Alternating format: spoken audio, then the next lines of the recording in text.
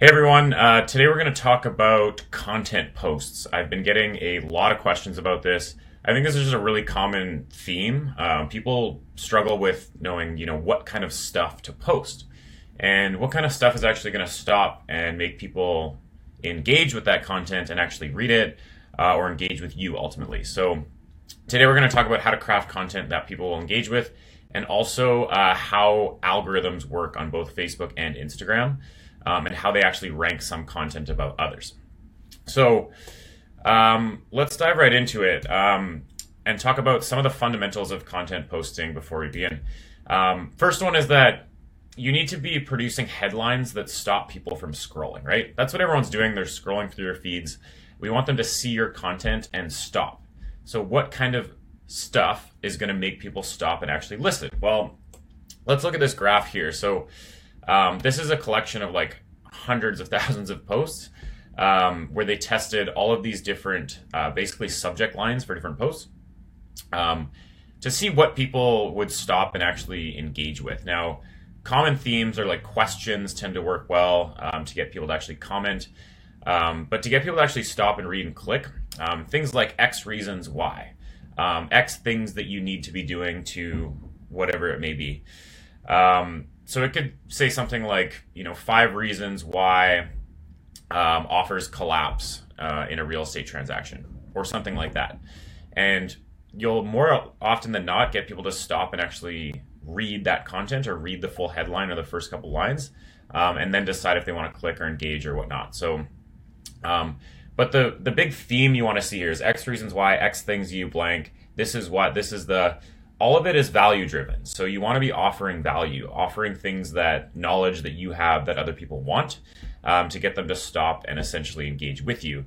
You also want to throw in some questions in there. Like, not only do you want people to just, stop and read your stuff, you want people to engage with you. And I'm going to talk more about why engagement is so important later. But you want people to actually engage with you so you can engage back and engage in a dialogue, right? So always asking good questions and maybe even starting a debate or starting a conversation of that nature usually is going to net you a good return in terms of engagement. So secondly, time of day is also important. So I'm going to go through a couple of things here with Facebook and Instagram. This is a graph showing statistically what are the better times to post. Usually they're around times when people are more active on these platforms, right? So you'll see here, it'll say Thursday, Friday, Saturday, Sunday. So what's the big theme there? Well, people engage more on social media on weekends when they're not at their job, right? A lot of times people are sitting around on Saturday, Sunday mornings, scrolling through Instagram, scrolling through Facebook. Those are usually really good times to post. But during the work day, as you'll see at the bottom, if you're going to post during the work day, which you should be, the best times are 9 a.m., 1 p.m., and 3 p.m. So the reason is 9 a.m., like people just get to work, they're kind of maybe having a lazy start to their day, maybe having a coffee, maybe they're scrolling through some social media. 1 p.m. is right at the end of lunch. A lot of people are just winding down from lunch, again, scrolling through social media on their phone. Maybe they're still at a cafe or something like that. And then 3 p.m. is when people start to really disengage from work. And again, they start to go back on social media and look forward to the end of the workday and maybe see what their friends are up to. So these are typically good times to post on Facebook, but on Instagram, it's actually quite a bit different. So you'll see that usually the beginning and the end of the workday are better for Instagram. I think that's because there's a lot more value in terms of Facebook with people's workplaces. Like often on Facebook, people are sharing work-related content. Maybe they're doing stuff on their Facebook page for their business. Maybe they're connecting with potential clients. Who knows? So people actually use Facebook in the workplace more today, whereas Instagram, they don't. So you see a spike before and after work, so 8 to 9 p.m. and 5 p.m. And also at 2 a.m. I think it's one of those things, some people have a bad habit of, scrolling through Instagram while they're in bed, and they're really engaged at that time. So late at night can also be a good time for Instagram. And you can schedule posts on Facebook. So like you don't have to be on Facebook to post at these times. But a good habit or a good thing for you to do would be to test, okay, let me post something at 9 versus 1 versus 3 this week and see which one does better. But you can schedule your posts for those times to keep things consistent. Thirdly is character count. I get a lot of questions about this. Like, how long should my post be really? So statistically, like your like and comment rate typically is a bit higher with shorter posts. Things people can just zip through and read and like really quickly and move on. Like this is how I like to think of Facebook. Facebook is like a highway, right? You're scrolling through your newsfeed, you're looking at billboards left, right, and center, but you're going at a good speed.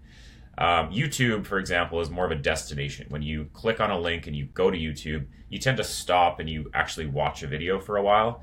Facebook, you don't tend to stop and read things that are too long. You want things quick and fast and easy, right? Same with Instagram. So oftentimes, shorter content will work better, but that is not a law. Like, if you give people a reason to read, they will read.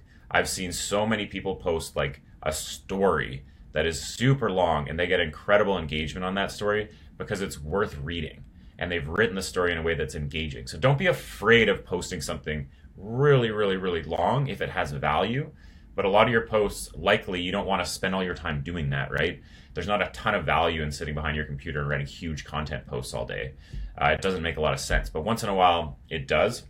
So don't be afraid of that, but more often than not, it's probably better to keep things shorter for your own time and for engagement's sake. Now, lastly here, platforms actually matter a lot. So what content you're posting matters depending on what platform you're actually using. So like the same post on Facebook or Instagram is not going to do as well, or maybe it will do better on LinkedIn or Pinterest. So this is just an example of someone who tested this and 30 DIY home decor ideas on a budget. Okay, so Facebook, it did not so well, only 143 engagements. LinkedIn, it did horrible, only one. That's just not stuff people tend to post on LinkedIn, DIY home decor ideas.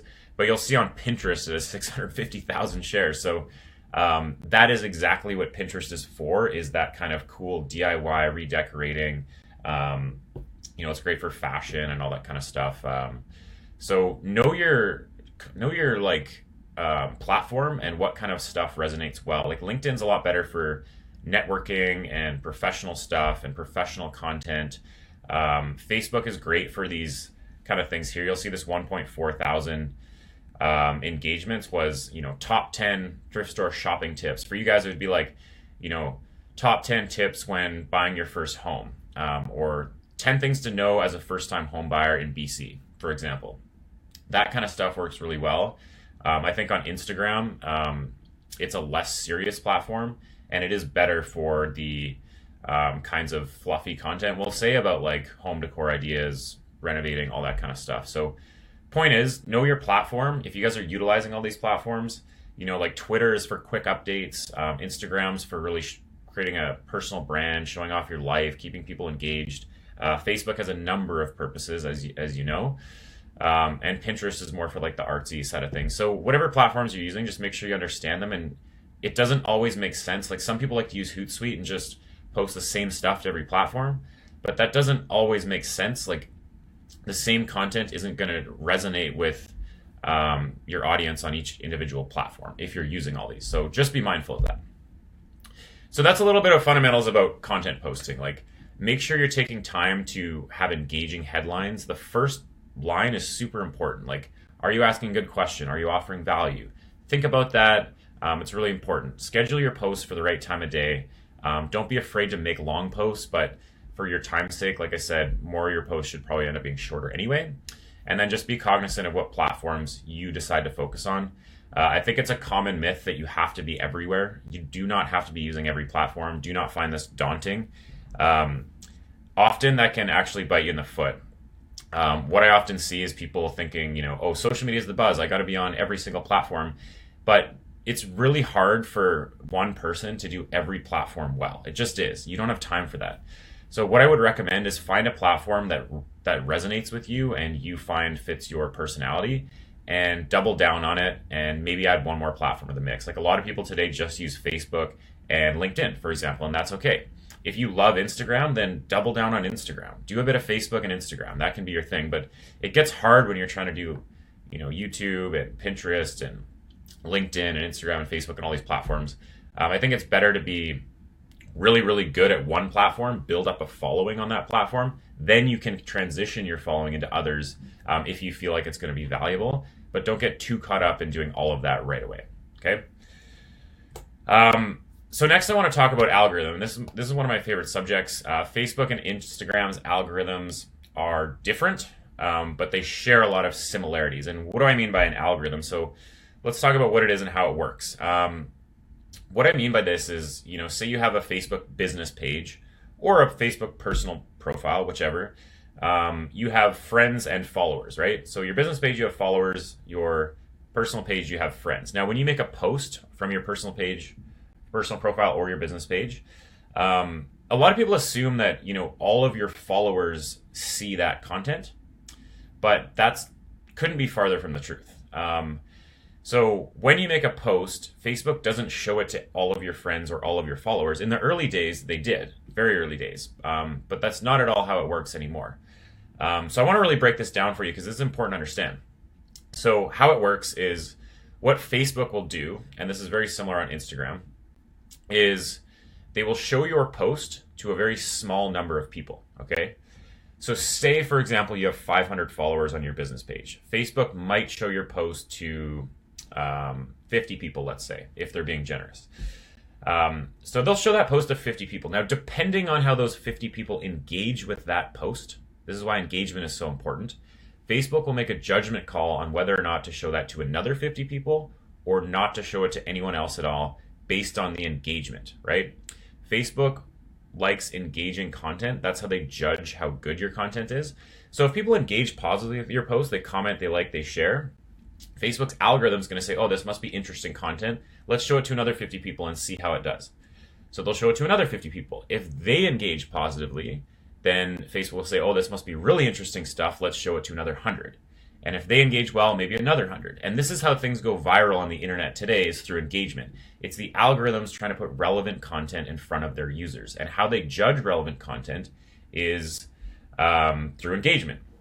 So this is why it's good to pose good questions, start a conversation, start a debate, enter into hot topics about real estate in the market. And I don't think you have to be controversial. Like, obviously controversy spreads really quick. Like, you look at some things in US politics that are controversial by nature, they tend to spread around the internet really fast, and that's because people have opinions about these things, very strong ones, right? So they comment, and then people have a little debate, and then that shows Facebook and Instagram that people are interested in whatever's going on, and they start showing it all around the internet. One important thing to note is that the type of engagement you want to go for is comments. Comments are more valuable than likes and shares by a factor of 6 or 7. Likes are just an acknowledgement. Shares, already the post gets shown to other people, but comments are what really matters. Facebook is all about starting conversations, okay? So I'm not saying go out there and be controversial, but you can start a conversation amongst your audience and be the expert guide in that conversation. And I've seen people do this really well. You post something maybe controversial about rising property prices, and people like to have an opinion on that and government regulation around it. You don't have to take a stance and say, I believe this or I believe that, which I think a lot of people do on social media. You can say something that, the government just implemented these regulations taxing speculative properties in our city. What does everyone think about this and why? And you get people talking, speaking their opinion, then other people will dive in the conversation, so on and so forth. So to give you guys an example of this, I remember when a couple years ago I posted about hockey. I love hockey, so all I posted was Washington's going to beat Vegas 4-1 in the Stanley Cup final. That's all I said with my post. Now, knowing that a lot of my friends would get involved in that because a lot of them like hockey too and kind of try to tell me why I'm wrong, all I was doing was stating my opinion of the results of the Stanley Cup final. So, of course, it didn't take very long. My one friend jumped in and tried to tell me why I was wrong. Then the other friend jumped in and started debating him. And then I commented. And then another guy commented. And what happened was that post started to really gain traction. And a lot of my friends started seeing it. They started seeing the comments. They started getting involved. Now, why I say that is it's important when people comment to actually comment back and keep the conversation going, right? You don't want to just leave comments lying around there. You want to engage people and re-engage people. So what I mean by that is reply to people's comments. Don't be afraid to tag your friends or followers in your posts if you think they'll be interested in the content, right? So I commented back to this guy. I said, interesting perspective. What do you think about that? And I tagged my other friend. And then my other friend got in the conversation. We started a dialogue. And now this post racked up to about 27 comments. And I remember specifically this one guy commenting on my post named Patrick. And frankly, I forgot Patrick existed, to be honest with you. I have a lot of friends on Facebook dating back to 2007. And I just forgot who this guy was. And I was like, who is this? This is interesting. I've never seen a post from Patrick in years. He's never obviously seen a post of mine in years. So why did Facebook finally decide to show my post to Patrick? Well, they decided to because of all the engagement, right? They started showing it to just my closest friends and then my acquaintances and then people I haven't spoken to on Facebook in years and years because of those comments, right? So this is what I mean. By getting people to comment on your post, you're going to reach most of your audience a lot more of the time, okay? And this goes for Instagram as well. When you watch someone's story, like scroll to the end of your stories, watch someone's story, you will start seeing their content in your feed in Instagram. Because when you engage with someone you haven't engaged with in a long time, Facebook's going to say, or Instagram's going to say, wow, you must be now interested in this person. I'm going to start showing you more of their stuff and see if you engage with it. So this is like algorithm hacking. You want to always be cognizant of how Facebook ranks content in order to maximize your reach. Now, another thing I want to talk about is what I call the spillover effect. This is not a technical or well-known term, but what this means is when you post good content regularly, say you're a business page and you post stuff that your audience always engages with because you're posting great content that's really valuable that people are talking about. Facebook actually starts ranking your business page on the back end to be of a lot of value, right?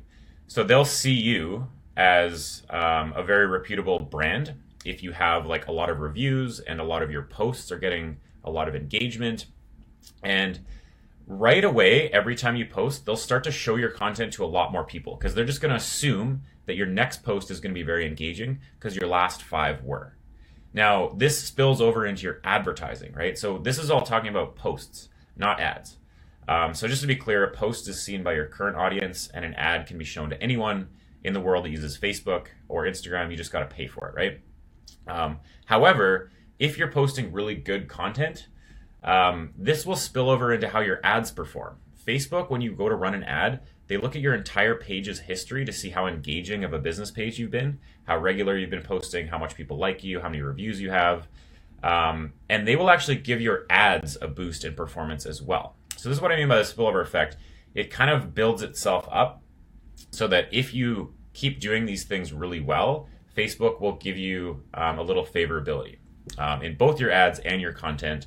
And that builds up over time and can really benefit your exposure. And really, guys, what I'm talking about here, this is all about starting real estate conversations with people, creating brand awareness, and staying in touch with your database. I don't think necessarily that Facebook and Instagram are the best lead gen platforms.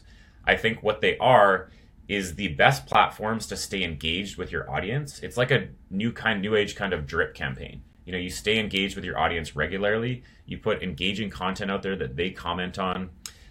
Also, one thing to note is when people comment on your posts, their close friends will get notified that they did that. So now you're going to start reaching your audience's friend groups. And that's how you kind of go viral on Facebook and Instagram, is your audience's friends will start seeing that they're engaging with you and maybe they'll start following you and engaging with you as well. And you can kind of build a brand here and create some brand awareness and stay in touch with people and stay front of mind because that's what this is all about, right? So the key take home here is that engagement is king. When you're thinking about posting anything, always think, is someone going to stop and read this? And is someone going to comment on this? Always have that in the back of your mind. Look at the graphs I showed you and use some of that to manufacture your post. I promise you, once you figure out some of the basics, this stuff will not be time consuming anymore. You know, I know time is a big thing for us as agents, so you can sit around on a Sunday and you can schedule all your posts for the week. It'll take you less than an hour, and I think you can do it really well by doing so. So that's what I got for today, guys. As always, feel free to give me a follow on Facebook and on YouTube. Facebook.com/Eric Preston Marketing is my business page. We have a group that we're really going to be, some of you are probably in this group that are seeing this now, but if you're not, search for our group. It's Social Media Marketing for Realtors. Invite your friends to it. We're really going to create a big community here of people that really want to advance and take their online marketing to the next level in terms of real estate. This is something we're very passionate about and have a lot of experience doing, and we just want to get out there and offer value and share this stuff and figure out what people really want to learn, because we are thinking of building like a course on this stuff. So keep in mind that, you know, we're just here to offer value and offer whatever we can. So ask questions, give us a follow. The link to my YouTube channel's on my Facebook page as well, where you can find all my videos like this. So thanks, guys. Thanks for listening.